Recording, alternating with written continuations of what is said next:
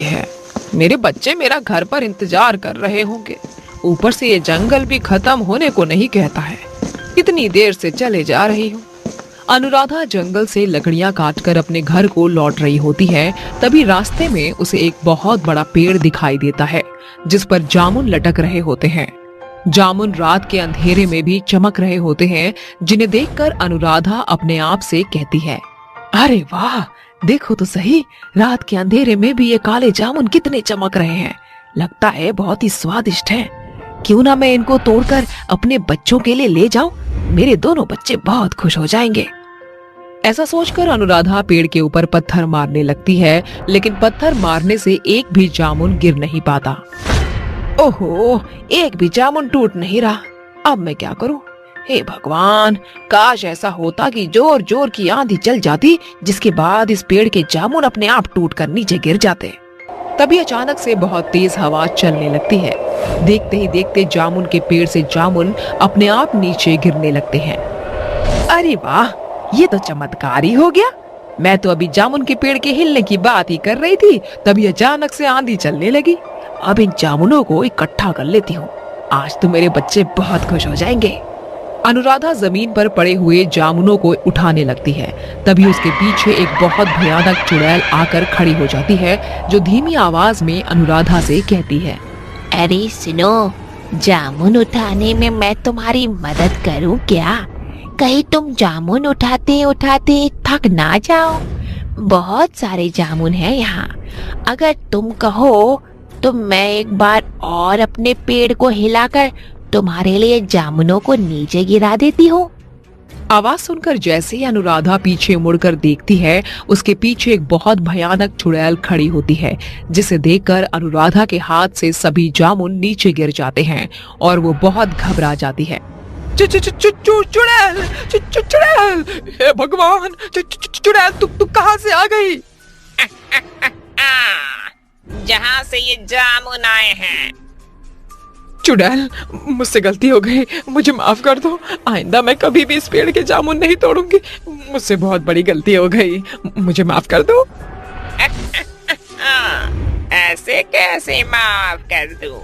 अब तूने इतने सारे जामुन तोड़े हैं तो तुझे इन जामुनों को खाना भी पड़ेगा। ये सारे जामुन खा ले, उसके बाद यहाँ से चली जाइयो। अनुराधा चुड़ैल के डर से जामुन को उठाकर खाने लगती है। जैसे ही वो पहला जामुन खाती है, उसका शरीर जामुन की तरह काला पड़ जाता है। देखते ही देखते अनुराधा एक जामुन में बदल जाती है, जिसे उठाकर चुड़ैल अपने पेड़ के ऊपर लगा देती है। एक ऐसे ही धीरे धीरे लोगों से बने हुए जामुन मेरे पेड़ पर लगते रहेंगे तो मेरी शक्तियाँ बढ़ती रहेंगी। इतना कहकर चुड़ैल वहाँ से गायब हो जाती है।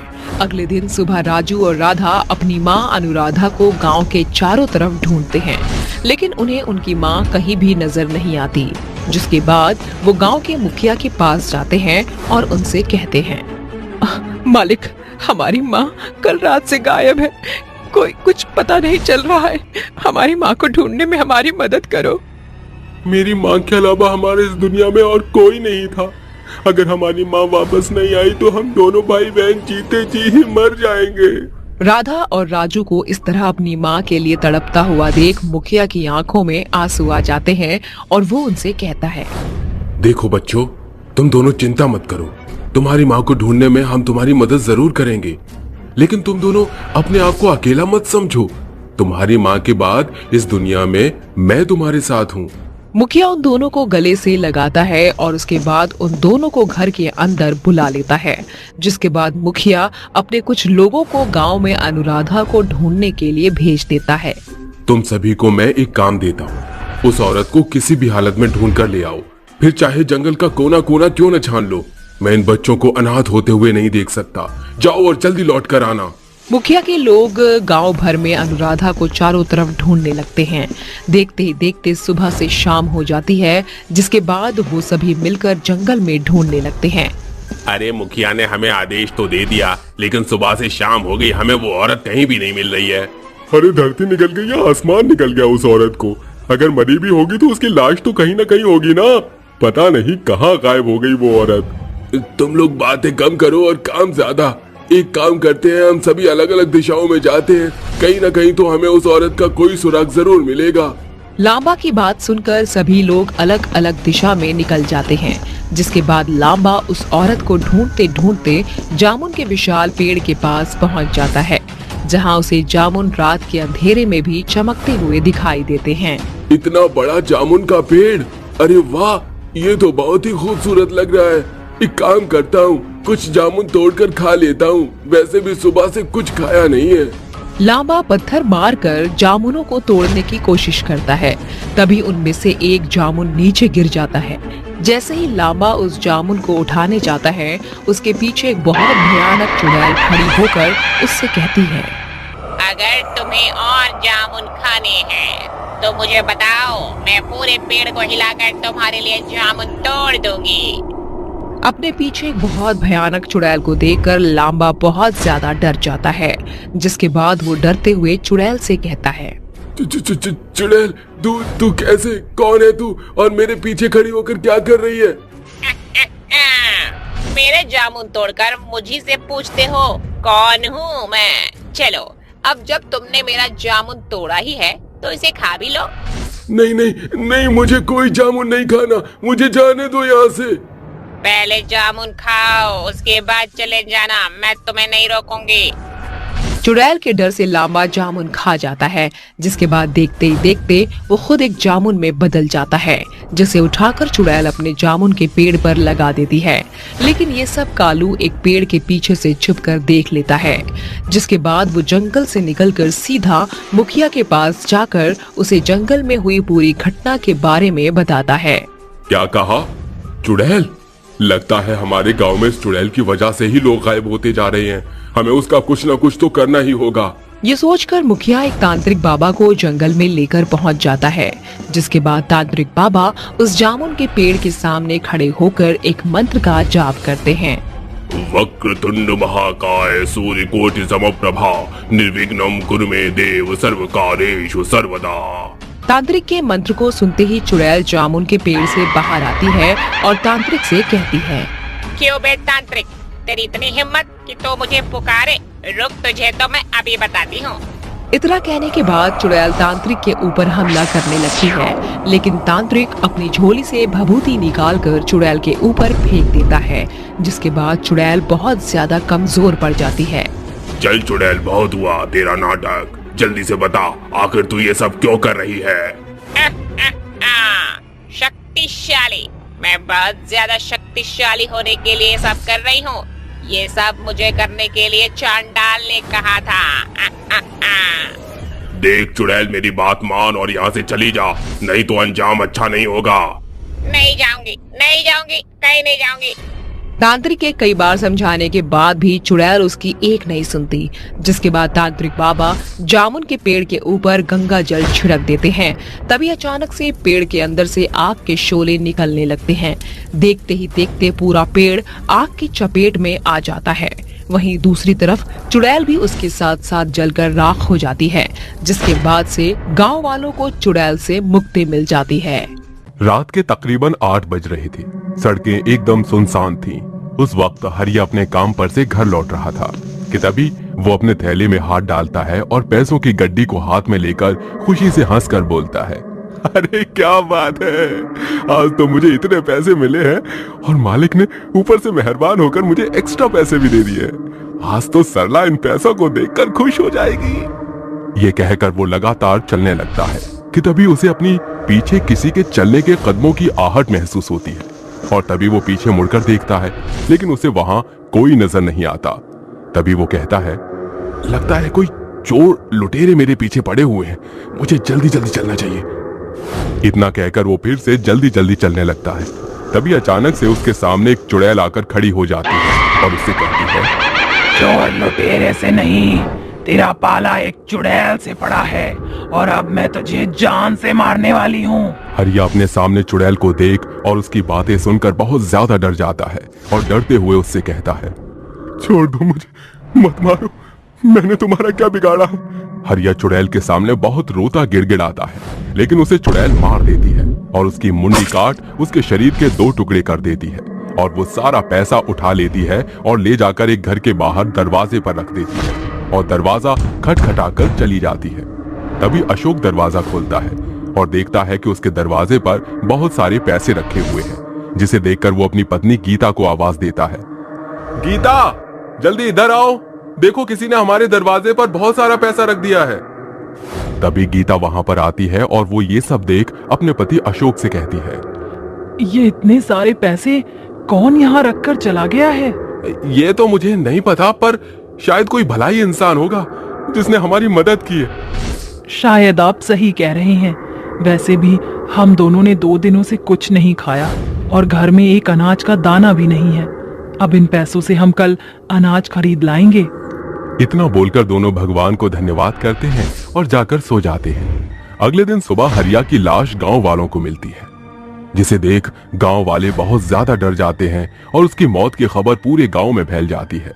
और फिर ऐसे ही हर रात चुड़ैल लोगों को मारती है और उनका पैसा और खाना लाकर अशोक और गीता के घर बाहर रख देती है और वहां से चली जाती है। एक बार फिर से गांव में 2 आदमी बात करते हुए अपने घर की तरफ जा रहे थे। तुम्हें पता है रमेश, मैंने अशोक को बहुत सारे पैसों के साथ बाजार जाते हुए देखा। मुझे ये समझ में नहीं आ रहा उसके पास इतने पैसे कहां से आए। क्या तुम सच कह रहे हो? अभी कुछ दिनों पहले तो उसके खाने के भी लाले पड़े थे, अचानक से उसके पास इतने पैसे कहां से आ गए? दोनों बात कर ही रहे होते हैं कि तभी अचानक से उनके सामने चुड़ैल आ जाती है, जिसे देखकर दोनों बहुत ज्यादा डर जाते हैं। तभी डरते हुए भानु चुड़ैल से बोलता है, चुड़ैल जी, हमें छोड़ दो, मत मारो, हमें जाने दो, हमें यहाँ से जाने दो चुड़ैल। तुम्हें क्या लगता है मैं तुम्हें छोड़ दूंगी? कभी नहीं। मैं तुम्हारी मौत हूँ और तुम्हें मार कर ही यहाँ से जाऊंगी। जिसके बाद चुड़ैल उन दोनों को मारकर उनके शरीर के टुकड़े कर देती है। अगले दिन सुबह गांव वालों को उन दोनों की लाश मिलती है, जिसे देखकर वो लोग डर जाते हैं। पूरे गांव में डर का माहौल फैल जाता है कि तभी कुछ लोग दौड़कर गांव के सरपंच के पास आते हैं और उनसे बोलते हैं, सरपंच जी, गांव में अचानक से लोगों की मौतें होती जा रही हैं। इससे सभी लोग बहुत ज्यादा डरे हुए हैं। अगर ऐसा ही चलता रहा तो एक दिन गांव में एक भी इंसान नहीं बचेगा। तुम सभी लोग डरो मत और अपने अपने घर जाओ, मैं कुछ करता हूँ। जिसके बाद सभी लोग वहां से चले जाते हैं।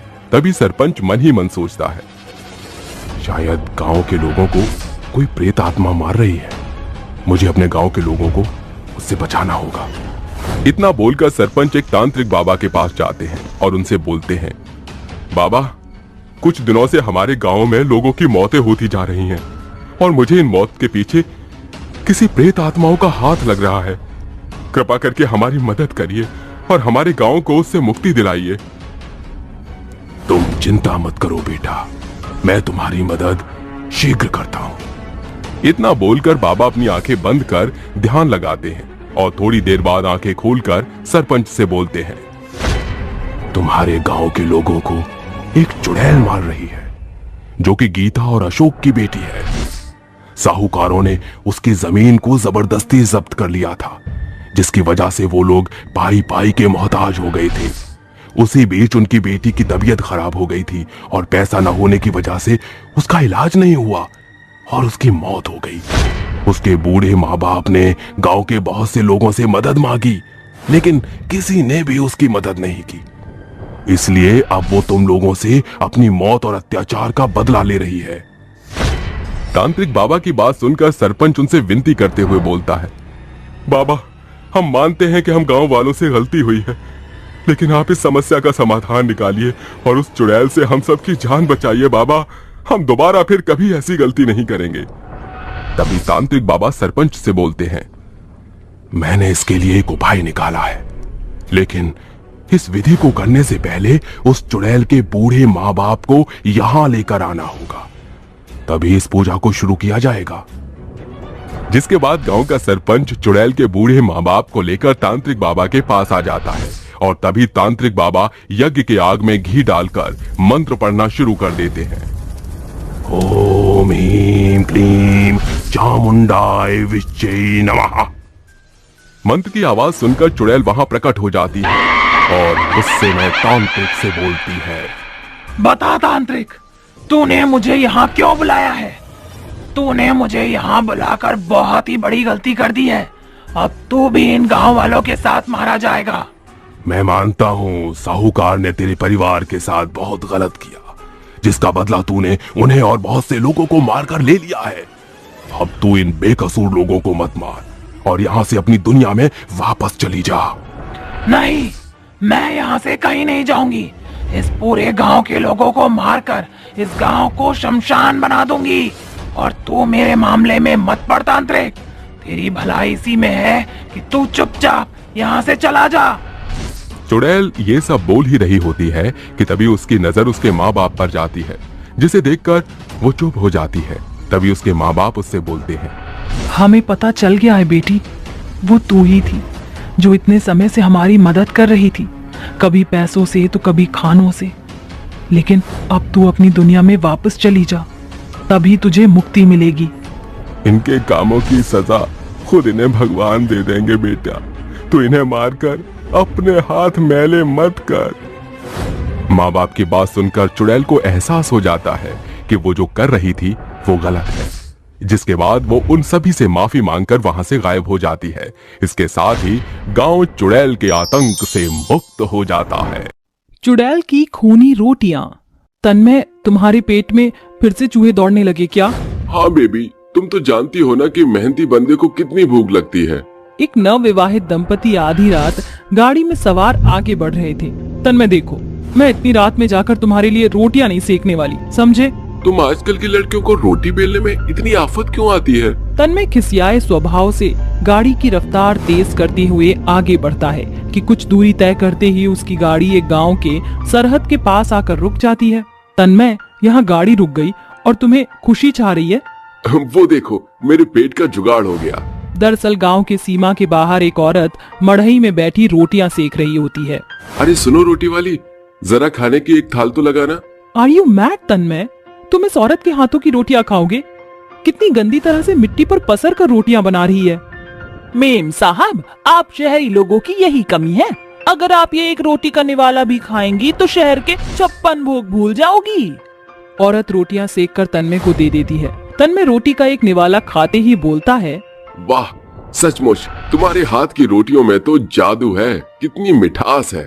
अचानक से तन्मय के गले की खाल उधड़ने लगती है और उसके गले से बहने वाले खून से सारे कपड़े सन जाते हैं। वो कराते हुए जमीन पर चित हो जाता है। मौली, अरे बचाओ मुझे, अरे मेरी जान जा रही है। तन्मय उठो, क्या मिला था उस रोटी में जो तूने मेरे पति को खिलाया? बोल चुड़ैल। औरत शातिर हंसी हंसने लगती है। तभी आसमान का रुख एकदम से भयानक हो जाता है, जिसके संग औरत चुड़ैल के भयानक रूप में आ जाती है। तुम चुड़ैल हो? हाँ, मैं चुड़ैल हूँ। जो भी मेरे बनाए खूनी रोटियां खाएगा वो मारा जाएगा। मौली फुर्ती से भागने के खातिर जैसे ही आगे बढ़ती है, चुड़ैल उसके एकदम सामने आकर एक रोटी उसके मुंह में भरते हुए कहती है, ले खा, ठूस मेरी बनाई रोटियों में कमी निकलकर खिल्ली उड़ाई थी ना, अब भुगत। बौखलाई चुड़ैल अपनी खूनी रोटियां खिलाकर उसे ढेर कर देती है। अगली भोर कुछ कंस्ट्रक्शन वर्क के लोग वहां जब काम करने आते हैं तो उनकी नजरें चकाचौंध रह जाती हैं। अरे ये सब हो क्या रहा है? मेरे तो कुछ भी पल्ले नहीं पड़ रहा। आखिर ये झोपड़ी रोज रोज कैसे यहाँ खड़ी हो जाती है? जरूर इस जमीन पर किसी भूतनी का साया पड़ चुका है। क्या वाहियात बातें कर रहे हो? देखो, चाहे कुछ भी हो जाए, ये कंस्ट्रक्शन का काम नहीं रुकना चाहिए। मैं तुम्हें हर दिन के दुगने पैसे दूंगा, बस तुम मन से काम करो। जल्द से जल्द यहाँ विक्रम बजाज का होटल खुलेगा। पैसों के लालच में आकर सभी वर्कर देर रात तक काम करने लगते हैं। तभी चुड़ैल भेष बदलकर खाने से भरा डेला लाते हुए कहती है, गर्मा गर्म रोटी खा लो। वर्कर की झुंड में काम कर रहा एक सरदार कहता है, अरे पुक्के मारे पेट में चूहे दौड़ रहे हैं ना। ओए वीरो, कि आज रोटी शोटी खाना तो विचार नहीं है गा? चलो छेदी छेदी आ जाओ। फंस गया शिकार। अब जैसे ही ये सभी मुझ चुड़ैल की खूनी रोटियां खाएंगे, इनका खेल खत्म। अरे पैदा हूँ, रोटी परोस दे छेदी। ये लो सरदार जी, शुरू करो। चुड़ैल सभी के आगे अपनी बनाई खूनी रोटियां परोस देती है। ओए ओए, मक्के दी करारी रोटियां दे सरसों दा साग, कितने वक्त बाद नसीब होया है। अरे अरे सरदार जी, खाते वक्त बात नहीं करते। जल्दी जल्दी खाना खा लीजिए, फिर मुझे बर्तन लेकर वापस भी लौटना है। सभी एक साथ रोटियां खाना शुरू करते हैं कि कुछ ही पल में चुड़ैल की बनाई रोटियों का थाक सफा चट हो जाता है। तभी सभी गला पकड़कर छटपटाने लगते हैं। अरे अरे, बचाओ बचाओ। की होया तुम सरेआनू? इनकी अंतिम घड़ी जो आन पड़ी है। चुड़ैल की दोहरी आवाज सुनकर सरदार उसके भयावह जलजले रूप की ओर ताकता है, जो सर से पांव तक आग में धधक रही थी। ये मंजर देख उसकी आंखें फटी रह जाती हैं। हाय रब्बा, ऐते चुड़ैल सी उनकी करा कैसे बचावा अपने मित्रानू? सरदार जी, जानना नहीं चाहोगे कि मैंने तुम्हें क्यों नहीं मारा? चुड़ैल जी, मैनू कुछ भी जानन दी कोई लोड़ नहीं सी। तुसी मेरी जान बख्श दियो। कद 6 फुटिया लेकिन अकल शक्ल से एकदम फट्टू है तू। खबरदार, जो एक भी कदम आगे बढ़ाया तो तुझको भी अपनी खूनी रोटियां खिलाकर मार डालूंगी। तुसी मेरी नाल की जान दियो। तुझे मेरी मदद करनी होगी, मगर उसके खातिर तुझे मेरी कहानी सुननी पड़ेगी। तकरीबन 1 माह पहले की बात है। धूमगढ़ गांव में मंजरी नाम की लड़की गांव के सीमा के बाहर एक घास फूस की टिकाऊ मढ़ई में ढाबा खोले बैठी थी। वह बेहद सस्ता खाना बेचा करती थी, जिसके चलते उसकी बेहद अच्छी कमाई होती थी। अरे मंजरी बहन, जरा जल्दी से खाना दे दो, भूख के मारे पेट में कबड्डी मची हुई है। अरे हाँ बबलू भैया, अभी लाई। मंजरी झटपट से तवे की रोटी सेक कर खाने की थाली भरकर बबलू के आगे परोसती है और बबलू उसे 10 रुपए पकड़ा देता है, जिसे देख वहाँ बैठा एक अमीर आदमी बोलता है, अरे तुम मूर्ख औरत हो क्या? भट्टी की आग में धधक कर ये रोटियां सेक कर इतना सस्ता बेच रही हो? ऐसे कितना कमा पाती हो? अरे साहिब, छोटा मुंह बड़ी बात। सब कुछ पैसा ही नहीं होता। मैं सस्ती रोटियां इसलिए बेचती हूँ जिससे कि गांव के गरीब लोग इससे पेट भर सके। भले ही उससे 4 पैसे कम आएंगे, लेकिन दुआएं तो भरपूर मिलेंगी। मानना पड़ेगा, आज के जमाने में ऐसी बड़ी सोच। हर दिन के साथ मंजरी के हाथों की रोटियां खाने वाले लोगों की भीड़ बढ़ती जा रही थी, जिससे उसकी आमदनी भी दुगनी होने लगती है। पर एक रोज एक बड़ी सी गाड़ी उसकी गुमटी के आगे रुकती है, जिसमें से एक सूट बूट पहना रईस इंसान निकलता है। सुनो 2 टके की छोकरी, अपना ये चूल्हा चौका और ये जली भुनी रोटियां उठा और रफा दफा हो। आप मुझे मेरी जगह से निकालने वाले होते कौन हैं? ये ऐसे नहीं मानेगी, आगे बढ़ो और बुलडोजर चढ़ा दो। तेजी से आ रही बुलडोजर मंजरी की आंखों के सामने सब कुछ कुचल देता है। तुम अमीर अपने आप को क्या समझते हो? ये ढाबा मेरे सालों की मेहनत का फल था, मेरी जीविका का एकमात्र सहारा था। नाली के कीड़े, गरीब भिखारी, तुम लोगों को पैसे ऐंठने का बहाना चाहिए। दोनों के बीच तगड़ी भिड़ंत छिड़ जाती है। तभी विक्रम उसे जोर से धकेल देता है और बुलडोजर के नुकीले हिस्से की दरांती उसके जिस्म के आर पार हो जाती है, और उसके चलते मुझे अपनी जान से हाथ धोना पड़ा। मैं उस विक्रम बजाज को मौत के घाट उतार कर ही यहाँ से जाऊंगी। तू सिर्फ किसी भी बहाने उसे लेकर यहाँ आ। अगर तूने मुझ चुड़ैल से कोई भी चालाकी की तो तेरा हश्र बुरा होगा। लखविंदर दौड़कर विक्रम को हादसे की जगह पर ले आता है। लखविंदर, तुमने तो कहा था स्ट्रक्चर में प्रॉब्लम है, पर यहाँ तो सब कुछ ठीक ठाक जान पड़ता है। तभी जोर शोर से आंधी चलने लगती है और लखविंदर वहां से भाग चलता है। तभी चुड़ैल विक्रम का गला दबोच कर कहती है, मरेगा, अब तू मरेगा। तेरा इस जमीन पर होटल का सपना अधूरा ही रह जाएगा। तुम यहाँ? इसका मतलब ये सब तुम्हारा बिछाया जाल था? हाँ, ये मुझ चुड़ैल का ही छलावा था। अब तुझे भी मुझ चुड़ैल की खूनी रोटियां खानी पड़ेंगी। विक्रम के कदम खौफ से पीछे भागने लगते हैं कि चुड़ैल गुस्से में आकर अपनी काली सिद्धियों से विक्रम पर सैकड़ों रोटियां और धधकते ज्वाला की बौछार करती है, जिसके चलते विक्रम का शरीर छिल जाता है। माफ कर दो मुझे, मत मारो, मेरी जान बख्श दो। तुझे बख्श दूं? कतई नहीं। तूने मेरी रोटियों का धंधा चौपट किया था, तेरी मौत तो आज होकर रहेगी। चुड़ैल उसका गला ताड़ ताड़ करके उसकी खोपड़ी को जल रहे चूल्हों की लपटों के हवाले करके अपना इंतकाम पूरा कर लेती है, और एक बार फिर उस जगह पर चुड़ैल ढाबा सजाकर रोटियां बनाकर अनजान गरीबों को पेट भर रोटियां खिलाया करती है। रोटियां चुड़ैल की सब्जियां। पिताजी, आपकी तबीयत बिल्कुल भी ठीक नहीं है, फिर भी आप सब्जी बेचने जा रहे हैं? बिना जाए गुजारा भी नहीं है बिटिया। अभी इस पिता के कंधे पर जवान बेटी का घर बसाने की भारी जिम्मेदारी है। किशनगंज गांव में रहने वाला माधव अपनी 19 साल की बेटी कंगना के साथ रहता था। माधव सालों से सब्जियां बेचा करता था। आज भी वह बीमार हालतों में सब्जियों से भरा हुआ ठेला लेकर चल देता है। आलू ले, बैंगन ले, पालक ले, मेथी ले, आ जाओ भैया, ले जाओ ताजी हरी सब्जियां, भैया आ जाओ ले जाओ। जेठ की लुभरे मौसम और कड़कती धूप में सर से पांव तक वह पसीने से सराबोर हो जाता है कि अचानक धूप की तेज किरणों से उसका सर जोर से चकरा कर एक नुकीले पत्थर पर लग जाता है। हे ईश्वर, कोई बचाओ! लगता है आज तो मेरे प्राण निकल ही जाएंगे। उसके सर से बहता खून पूरी जमीन को रंग देता है और माधव की जान चली जाती है। गांव के कुछ लोग माधव की लाश को उठाकर ले आते हैं, जहां कंगना रोती हुई कहती है, हे भगवान, तू इतना निर्दयी कैसे हो सकता है? जन्म के वक्त माँ छीन ली और आज पिताजी भी मुझे छोड़ गए। बस कर कंगना बिटिया, रो रो कर आंखें सुजा ली हैं तूने। कंगना हिम्मत बांधकर अपने पिता की चिता को अग्नि देती है और चिता के पास बेसुध होकर रात भर फूट फूट कर रोती है। मैं तो इतनी पढ़ी लिखी भी नहीं हूँ कि कोई अच्छी नौकरी कर सकूं, लेकिन हिसाब किताब में तो मेरा जोड़ घटाव एकदम ठीक है। मैं भी अब से सब्जी बेचूंगी। वह पाई पाई जोड़कर मंडी से सब्जियां खरीदकर उन्हें बेचने के लिए गांव के सब्जी बाजार में ठेला लगाकर कहती है, सब्जी ले लो, ताजी हरी सब्जी ले लो, सस्ती सब्जी ले लो। अरे ओ सब्जी वाली, ये भिंडी कैसे दी? 10 रुपए पाव है बाबूजी। अरे वाह, तुम तो बड़ी ही सस्ती और ताजी सब्जियां बेच रही हो। बाकी सब्जी वाले ने तो लूट मचा रखी है, सुनार के भाव सब्जियां बेच रहे हैं। ये सुन बाकी के 3 ठेले वाले गुस्से से बौखलाकर कहते हैं, अरे पप्पू, ये तो तेरा ग्राहक है ना? देख, आज इस छोकरिया से सब्जियां ले रहा है। खून तो मेरा भी खोल रहा है, एक बार तो इसको धमकाना ही होगा। तीनों अपना ठेला छोड़कर कंगना से कहते हैं, अरे ओ 2 टके की छोकरी, ये हमारा अड्डा है, हटा अपना ठेला यहाँ से। हमसे दुश्मनी मोल लेना तुझे भारी पड़ेगा। मैं तो आप तीनों को जानती भी नहीं, तो दुश्मनी का सवाल ही कहाँ उठता है।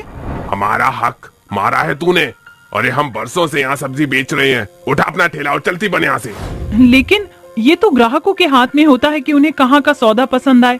उन्हें मेरी सब्जियां सस्ती लगी तो उन्होंने खरीदा। गुस्से से बौखलाकर वो तीनों सब्जियों से भरा ठेला पलटकर चल देते हैं और आए दिन उसको परेशान करते। फिर भी कंगना हार नहीं मानती थी। उसकी सब्जी की दुकान पर रोजाना सैकड़ों लोगों की भीड़ लगती थी। कल तक हमारे गल्ले सब्जियों की बिक्री से नोटों से ठगम ठेल रहते थे, कल की आई 2 टके की छोकरी के चलते पाव भर सब्जी बेचना भी मुश्किल हो गया है। थोड़ी देर के लिए बाजार एकदम सुनसान होने वाला है, आज इसको आखिरी बार धमकाते हैं। कुछ घंटे बाद बाजार में घनघोर अंधेरा और सन्नाटा छाने के साथ वो कहते हैं, बड़ी कमीनी किस्म की छोकरी है तू, लात समझाने पर भी तूने सब्जी बेचने का धंधा बंद नहीं किया। हमारे पेट पर लात मारने में तुझे मजा आ रहा है ना?